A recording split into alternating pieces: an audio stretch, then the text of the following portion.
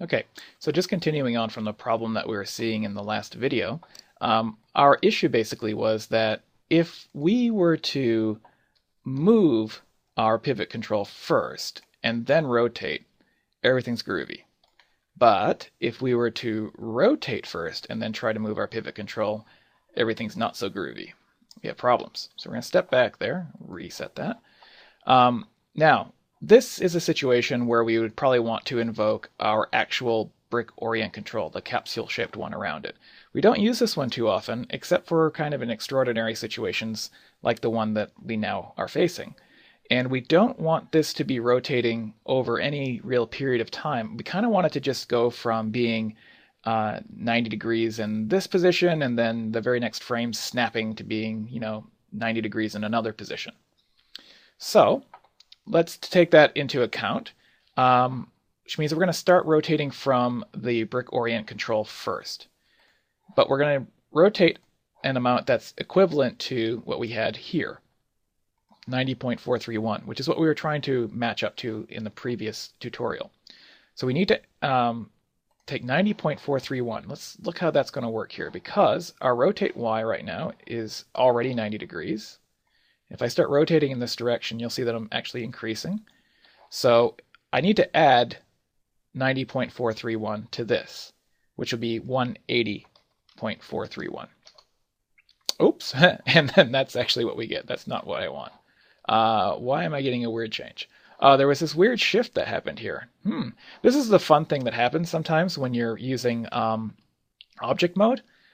If I were to pop over to gimbal mode, what I would actually see is that my rotation axes right now are, I have my Y rotation axis here, the green one, but my X and Z are actually sitting on top of each other. So there's no rotation that's going in this direction, which is why when I'm in local mode, or sorry, in object mode, and I start rotating like this, there doesn't seem to be any pop that's happening, but actually there is a big pop happening in the background. If I go back into gimbal mode now, you'll see that there's some weird stuff that's happened here along the gimbal to allow there to be a rotation axis now around that way. This is a much more complex subject of local rotation axes, but just know that when you're working in object mode, you're sometimes fudging the numbers, right? Which is fine for us. We still are going to say this needs to be a positive shift of 90 degrees, which is going to be 180.431, and we'll leave that rotate Z of negative 90 as well. Because this is just going to happen over a single frame, nobody's ever going to notice any kind of wonkiness that happens. All right, so cool. Now we've gotten that rotated properly. Now we need to go in and actually position our brick. So we're going to use the brick translate control to do this. And come to the side view here, and we'll start moving it closer to where that locator is. And I'm just going to make my gizmo a little bit bigger. And matching it up to, I believe, right there. Just about. Okay, this doesn't have to be 100% perfect, but close enough is going to work for us. Now, finally, I need to be able to position my brick pivot control. So we're going to grab that, and we can start moving this around now, and everything looks like it's going beautifully. So we're going to bring this close to this edge. And I'm just going to go ahead and highlight this edge by selecting it so that when I'm in the side view, I know what I'm looking at. So that's the edge there. And front view, that's the one. I can see that that's right there. And that's what I'm trying to match up to. So I need to find the center point of my brick pivot control and make sure it sits right on this edge here.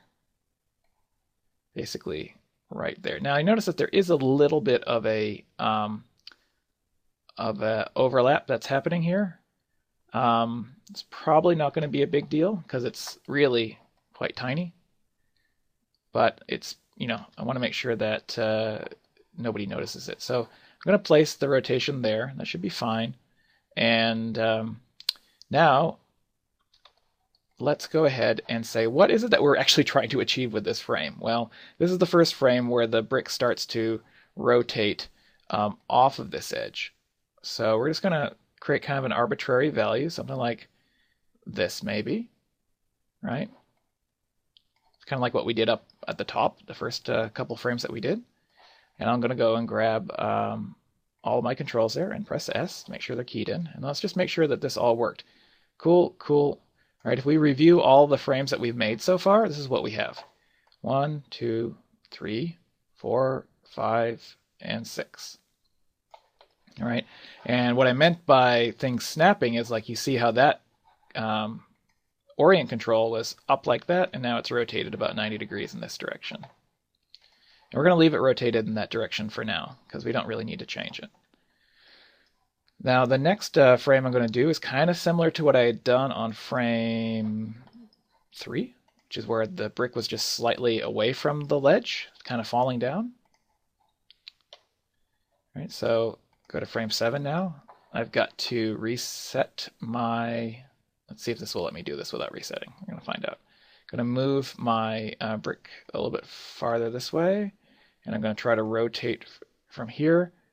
But see, ultimately, the brick is no longer rotating from that axis, so that's not going to be right. Let's just step back there real quick. We do need to redo the dynamic pivot so that the brick starts rotating from the center again. So let's rotate it out a little bit, something like that. Move this forward and down. All right, and compare those two. I think that really needs to come down a bit more. And maybe over a little bit more. Okay, it's starting to feel a bit better.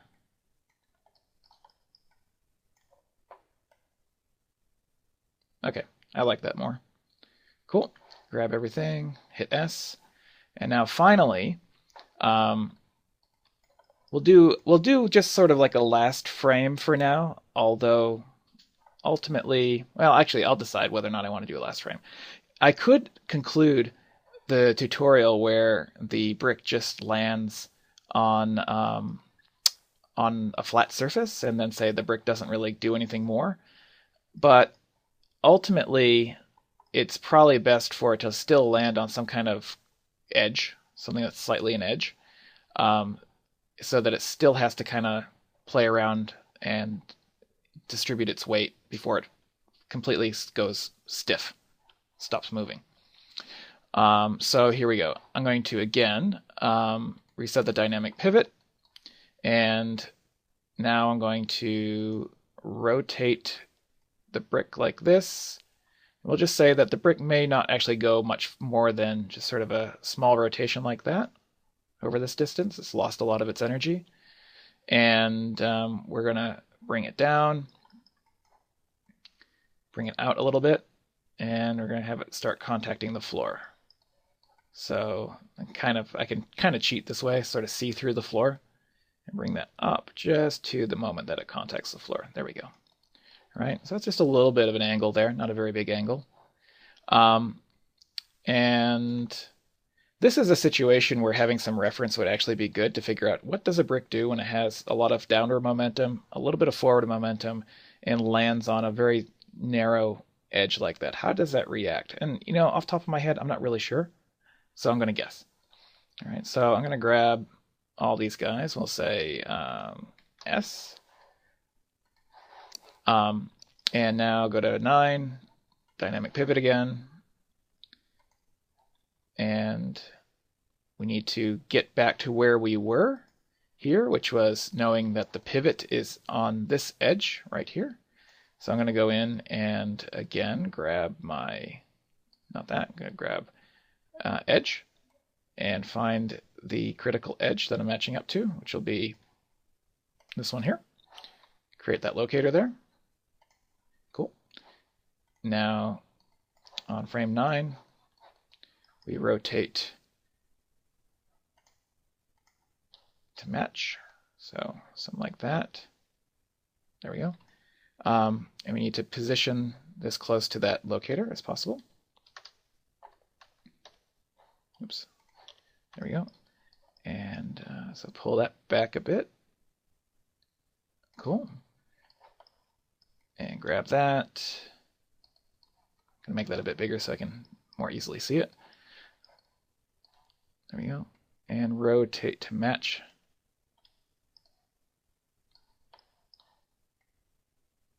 Oh, don't want to move that. We want to move that.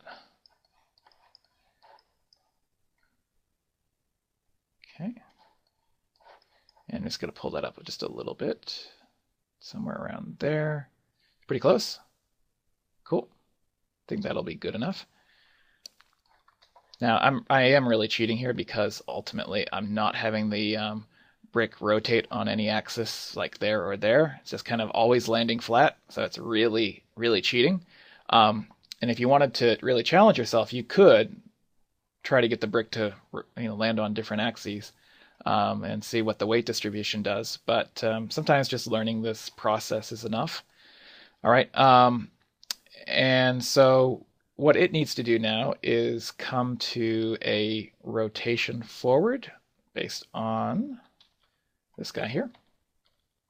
I'm presuming it rotates forward, which means it's, oops, I haven't repositioned the brick pivot yet. So grab that. Oh dear, somehow I've managed to, I started rotating before I should have. Oh, sorry folks. Let me just quickly fix that. We'll do that really quickly once again. Is this a situation where I want to rotate the capsule? Possibly. All right, I tell you what, just so that we don't belabor everything, I'm just going to finish with rotating the brick like this. Okay, so the brick ends standing straight up. It's a cheat, I admit it, right?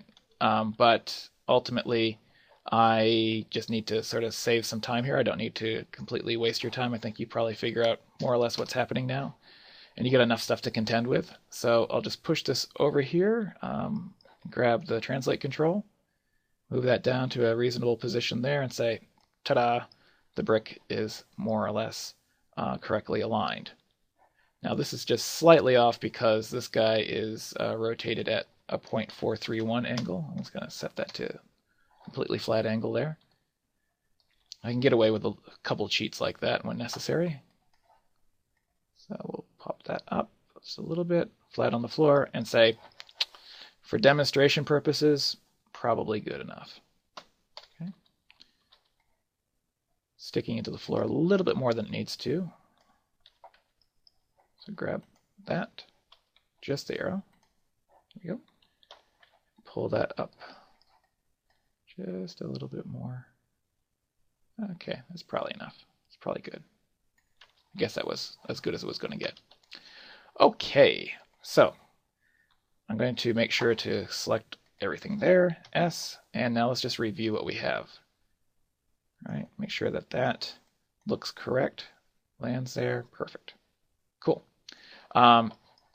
So this is our blocking.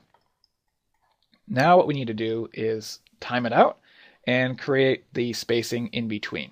So I'm going to finish this now. I'm going to go and save this. So save scene as, and this will be my final version of the blocking, which I am saving out to my drive. So I'll save this as my third version of this. All right. I always like to save in iterations, even though Maya is doing incremental saves. Every time I save in an iteration, it's sort of a point that I know that I actually did something significant to account for having that iteration. Okay, so in the next video, we're going to start looking at timing out our animation.